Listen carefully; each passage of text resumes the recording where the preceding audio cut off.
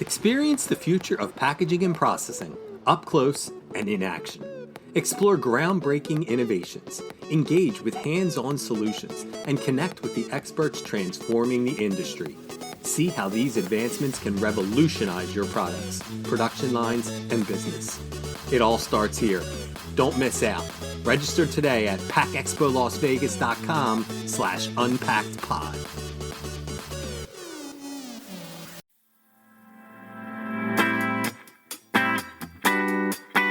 You're listening to Unpacked with PMMI, where we share the latest packaging and processing industry insights, research, and innovations to help you advance your business. Hello there, and welcome to another edition of Unpacked with PMMI. I'm your host, Sean Riley. Well, actually, for today's podcast, we have a special guest host, Rebecca Welsby, Senior Marketing Manager for PMMI Media Group. Becca sat down with Lisa Sun, founder and CEO of GRAVITAS and keynote speaker at the wildly successful Packaging and Processing Women's Leadership Breakfast at PACK EXPO International. Together, they explored how Sun's personal stories shaped her leadership journey, diving into the power of immigrant experiences, the role of self-confidence in achieving success, and Sun's groundbreaking superpower methodology. From identifying limiting beliefs to redefining confidence and ambition, Sun shares actionable insights for embracing your unique strengths and living authentically. Tune in for energizing conversation filled with wisdom, personal anecdotes, and practical advice on unlocking your full potential. Let's have a listen. So, Lisa, do you think being the daughter of Taiwanese immigrants played a large role in the development of your sense of confidence and purpose? I would say one of my big insights about life is your life story is your leadership story. And I think when you step back, it's not necessarily just about my Taiwanese immigrants. I think all of us have incredibly formative experiences, whether they had positive or tougher childhoods. And I think what I gained from my childhood was immigrants, they believe in something before they can see it. If you asked me to pick up and move to a place where the language was not my first language, where I knew very few people, it was entire cultural shift, I would tell you I wouldn't be able to do it. And I think my parents had a vision for what was possible in their lives and were courageous enough to take that risk. So certainly being able to see what it takes to create something from nothing is formative to my entire being. I'm not sure I would make the same type of choices or risks because I like my creature comforts too much.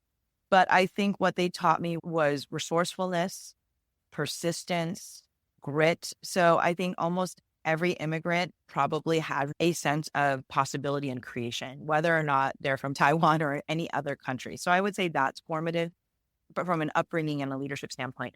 I think the other part, though, is, and this is probably why I've been in a lot of therapy, is there's also a lot of drawbacks to that upbringing. So being Asian American, a lot of times, especially when I was growing up in the 80s and 90s, it was very much about assimilate, fit in. And I think every culture has a different sense of being, but at least for me, being Taiwanese American, it was about you were balancing standing out and fitting in. And you know you'll never really be able to fit in, especially in the 80s and 90s, and you're always going to stand out a little bit. And I think that tension for my parents was, let's use achievement, right? Going to the right school, getting the right career, use external metrics to validate that we made the right choice to leave our families behind. And so that second part is actually something that I've been fighting my whole life. And it's more about how do you see yourself in a positive light, even outside of external validation, right? I always say I was raised by a tiger mom, which was phenomenal, right? I've accomplished so many things in my life because of the way in which she framed up achievement as an important part of my identity. But at the same time, counteracting that and saying, okay, if I don't get that particular job, if I don't have that material possession, I am still a valuable contributor in life. And so that is one place where my parents and I've gone through a lot of therapy. We had a lot of conversation. And as an entrepreneur, I'm really cash poor all the time. So I've stripped away a lot of the sense for external validation, being a driver of why I wake up in the morning, why I do what I do, my sense of self, my happiness. It's just so incredibly brave what your parents did. Like, indisputably brave. I think of it as also something that they've taught you is that if you're in a situation you don't like, you have the power to change your circumstances. And that's pretty incredible too. Yeah. And I would say that directly correlated, I know we're going to talk about the superpower methodology, but one of the 8 superpowers that we uncovered in our quantitative research is called creating. And this is the ability to create something from nothing, envision possibilities in future. And in our data set, we found that people who were first or second generation immigrants tended to have a higher frequency of this particular superpower in their confidence language. And I think that's just because you've seen what it's like to live with very little, and you're able, to your point, change your circumstances, really believe in something different going forward. Can you talk a little bit more about those 8 superpowers? I was fortunate enough to be at the brunch last week at PACK EXPO, and the energy in the room was so amazing. I heard so many conversations, especially among the women. And I was at our booth, and one of my male coworkers, he was like, "You need to channel your inner Lisa's son right now." It was just so impactful, I think, to so many people. First of all, that's the highest compliment I could receive. Let me be clear. I make a lot of mistakes, so let's not hold me on a pedestal. But what our entire methodology is built on is really 3 pillars. The first is we're born fully self-confident. Ask any 5-year-old what they're the best at in the world, and they'll tell you right away, I'm the best at soccer, I'm the best at hugs, I'm the best at everything.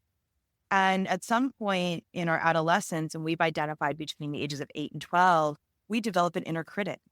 We start to doubt ourselves. And in our work, we identified 6 forces that drive insecurity and fear in our lives. And the first part of our methodology to self-assurance is you really have to be able to diagnose which of these 6 forces are affecting you, have affected you over time, because you can't solve it until you know what's holding you back.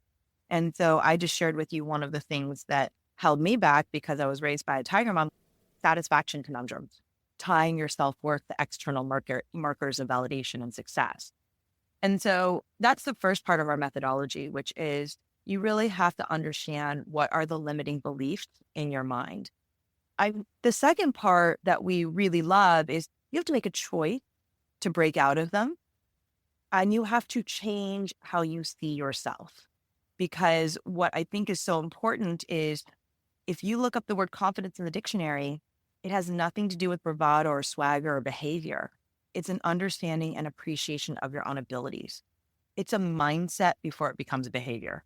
So I think that second part is really important, which is I can make a choice to do something about this now that I know what's holding me back. And it starts with how I view myself before anyone else sees me. I think so much of confidence has been described as a behavior: speak up, be assertive. And really, 90% of the battle in terms of authentic confidence is, do you value yourself as much as you want to be valued, as much as you want to be seen? You can't receive the compliment until you've paid it to yourself first. And then the third part is what you were referring to as our 8 superpowers. Part of having a strong mindset is being able to pinpoint what is a self-affirming inventory of my talents and strengths. So if I put you on the spot like a 5-year-old and said, what are you best at in the world, Becca? Would you be able to tell me on the spot? And so we developed through quantitative research these 8 superpowers. Most of us have 2 or 3. My mom has all 8. It's not like Pokemon. You don't need all 8. I have 4.5 of them. But it becomes a vocabulary through which you can articulate and advocate your value, not only to yourself, but now to others. And so I'm happy to walk you through those 8. But I think if you didn't know our work, you would just take the quiz and be like, okay, that was interesting. It's a nice personality test. And I always tell people, our quiz is not a personality test. It is a self-affirming inventory of how you see yourself and how you want to be seen and where you want to grow. So if there are superpowers you don't have, now you control the journey around it. Hopefully that gives you some context. And I'm happy to dive into the 8, but that's really the overall thinking. I went to a speaker last night, and it's something she said that really resonated with things I've heard you say. And she was saying we really need to redefine ambition, because ambition is wanting to achieve something. So you have to choose something that you want to achieve. And it doesn't have to be being great at your job. It can be, I want to work on patience.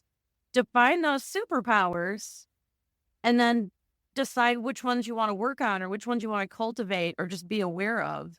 Also, even just redefining the societal definition of confidence. Because I think when we simplify confidence to extroversion and charisma, we actually underplay what it really is, and we ask people to fake it to make it.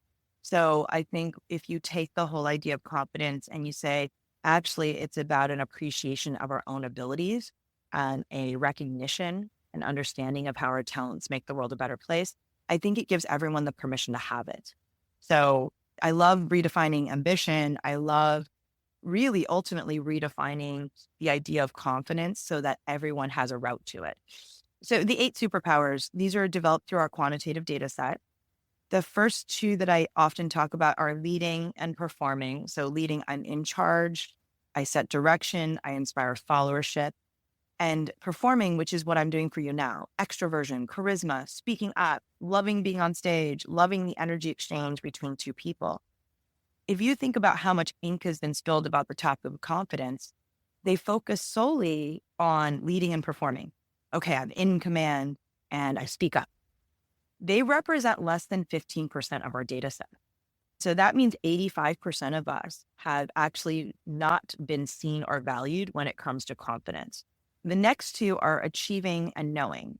And is that people in general or women specifically? So that's women in our data set. So I should be clear, it was a data set of women that we started with. And actually, I love that you asked that question, Becca. So before I get into the next 6, Kelly Shu at Yale School of Management looked at 30,000 employee records. And she identified that women were consistently rated the highest on actual results and achievement and performance, but the lowest on promotion potential. And men were the reverse. They were very promotable, but they didn't do any work. And when she double clicked on promotion potential, it was defined as extroversion, bravado, and swagger. She said there was no direct correlation between promotion potential and actual results in performance and management ability. She said 40% of the pay gap related to promotability is actually a very subjective and biased scorecard that was framed by a single view of leadership. The next 2, which women do really well at, are achieving and knowing. So I get things done. I have a performance mindset. I'm like an athlete. If I fail, I try again. And then knowing, which is I'm smart. I've done all my homework. The process is well outlined. You want to build IKEA furniture with someone who has knowing because they're just so smart and they've done all the detailed thinking. The best example of these 2 superpowers are the 3 Black women in the movie Hidden Figures, because you can imagine they weren't leading and performing. By the way, if you led and performed all day, nothing would get done. But how do 3 Black women have the confidence, the gravitas to be at NASA in the 60s and 70s? Because they were the smartest computers to do all the calculations and send a man into space. The next 2 are giving and believing. So I'm empathetic. I care about others. I value relationships. And believing, which is optimism, seeing the best in everyone in every situation, feeling like you can let go if things weren't meant to be. The best example of this in popular culture is Ted Lasso, because he actually says in season 1, I've been underestimated my whole life because I'm not a commander coach. I don't order people around. I don't lead in front. He said, I'm not here to win or lose. I'm here to get the best out of everyone, to make everyone the best versions of themselves. And everyone sees that by season 3, the big believe poster and all of that, that his optimism, that rational optimism powers them to success. And then the last 2 of the 8 are creating. We talked about that earlier. That's my number 1. I can see things before other people do. I can will ideas into existence. And self-sustaining, which is one of the hardest. And I'm going to come back to the comment your colleague made at your booth. Self-sustaining is I like myself. I don't need to impress you. External validation is nice, but it doesn't define me. And I deal well with criticism without spiraling. And I know how to ask for a raise or ask for a favor, even if someone says no. And that 8th one is one of those ones that's actually quite silent. It is a very internal one. It's how you see yourself. And my book is actually a whole exercise in self-sustaining. Do you value yourself? Do you like yourself? Do you feel like you have nothing to prove to others? But together, the 8 change the way we think about this idea of be more confident. Because I always say to people, if someone says to you, be more confident, you should say, which of these 8? Do you want me to be more performing and speak up? I can do that. Do you want me to be more self-sustaining and not spiral when bad things happen? Do you want me to be more achieving and get things done? We have to change that language. I think there's a lot of bias. I don't hold us accountable for the scorecards and the metrics not being created to see us and to value the unique things we bring to the table. I truly believe there's so much systemic change that needs to happen. At the same time, we do ourselves a favor when we start to advocate for ourselves in a way that's incredibly positive. Yeah, for sure. If you could give your younger self one piece of advice, what do you think it would be? I always get asked this question, and I always say, I think the reverse is better. I look to advice from my 9-year-old self. I think my 9-year-old self was the best version of me. He wanted to be president of the United States, Chief Justice of the Supreme Court. And frankly, I could still be one of those. He was possibly the most interesting and boldest version of me. So I often look to get advice from my 9-year-old self. What I would probably do is go back to my 25 and 35-year-old self as I was climbing the corporate ladder, being incredibly hard on myself, feeling like I was never good enough. And I probably would go back in the DeLorean, Back to the Future style, and give myself my own book. I wrote the book in part for 25-year-old, 35-year-old Lisa, 41-year-old Lisa during the pandemic. I wrote the book for myself in my young to midlife adult years. But my younger self, my 9-year-old self, she was amazing. You can see we all keep a photo on our desk of our younger selves.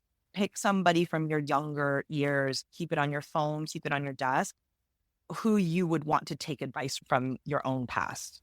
I actually took your advice. I found my picture. It's a picture of me. I'm like 4 or 5 years old, and I'm on a beach up in Manistee, Michigan. It's backlit, and I'm standing in the waves, just doing a power pose. And I'm like, that right there is the girl I wish came to the forefront a little more. Reminders are powerful. So printing it out or keeping it on your phone, every once in a while, you'll be like, oh, I have to have this difficult meeting, or I have to do this thing I don't want to do in my personal life. And I think just looking at that photo emboldens you. I really do keep all these photos. And my mom just sent me a new one, which I think is adorable. Once in a while, she'll just send me a photo from when I was a kid. I'm like, I love it. She knows what's up, what's going on. Lisa, thank you so much for your time today. It's always so fantastic to talk to you, because one of the takeaways from our event last week was that speaking with you and hearing you speak is such a shot of energy. So I'm excited to carry that with me for the rest of the day. And I hope everyone that joins us feels that as well. I highly encourage everyone to go to myconfidencelanguage.com and take the quiz. One of my favorite things to do is to send the quiz to all your friends and family, because you learn what their superpowers are. Well, that sounds really fun. Thank you again so much for your time. Thank you. Please rate, review, and subscribe. To do that, go to the iTunes podcast or Spotify app on your phone and search for Unpacked with PMMI.